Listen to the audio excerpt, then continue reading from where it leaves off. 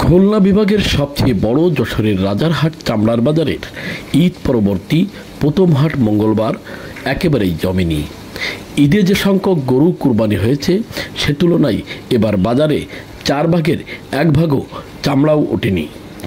মৌসুমি ব্যবসায়ীদের দাবি, সরকার নির্ধারিত মূল্যে তারা চামড়া বিক্রি করতে পারছেন না। স্থানীয় আড়তদারদের দাবি, আগামী শনিবারের হাট জমবে এবং ব্যবসায়ীদের তাদের লোকসান কাটিয়ে উঠতে পারবেন। দেশের দ্বিতীয় বৃহত্তম চামড়ার বাজার বসে যশোরের রাজারহাটে।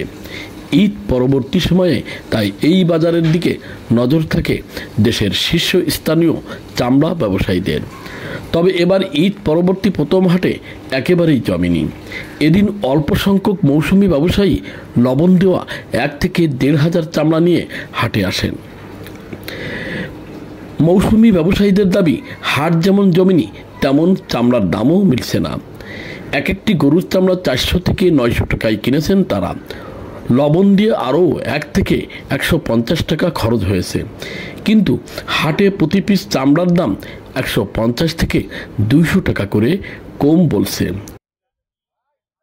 সরকারদের নির্ধারিত যে দাম দিয়েছে সেই দামে আমরা চামড়া কিনছি, কিন্তু বাজারে এসে সেই ন্যায্য মূল্য দামটা আমরা পাচ্ছি না। তার কারণে আমাদের অনেক টাকা লস হয়ে যাচ্ছে চামড়ায়। মাল বেচা কেনা পাটিপত্র নিয়ে আজকে শনিবার, কালকে শনিবার হাটে কি হবে কিছু বলা যাচ্ছে না।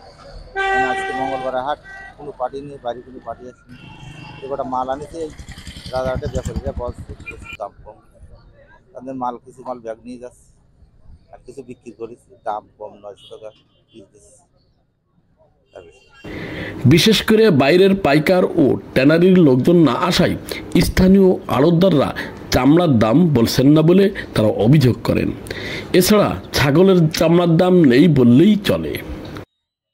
দুটো চামড়া, ছাগলের চামড়া 50 টাকা খরচ করে ছাগলের চামড়া 10 টাকা দাম বলতেছে। দুটো চামড়া 10 টাকা বলতেছে, আমার 50 টাকা গাড়ি ভাড়া দেয়। মানে কেউ নিচ্ছে না, 10 টাকা বলতেছে। মানে 8.5 ঘুরে বেড়াচ্ছে, কেউ নিচ্ছে না। আমি কি করবো? এই চামড়া কি করবো এখানে? এই চামড়া কি করবো? তাহলে এখন আমি বাড়ি ফিরে নিয়ে গেলে আবার আর 50 টাকা খরচ।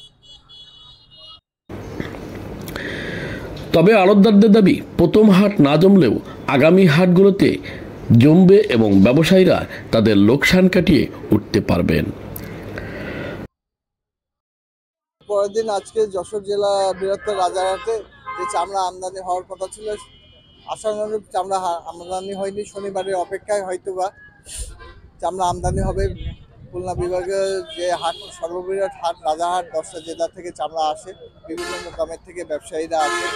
তবে সরকারের বেঁধে দেওয়া দামে আমরা কিনতে পারবো কি পারছি না, সেটা আগামী শনিবারে এটা নির্ধারিত হবে। রাজারহাট চামড়া ব্যবসায়ী সমিতির দাবি, আগামী 4-5টি হাটে 1 লাখেরও বেশি পিস চামড়া বিক্রি হবে বলে তারা আশা করেন।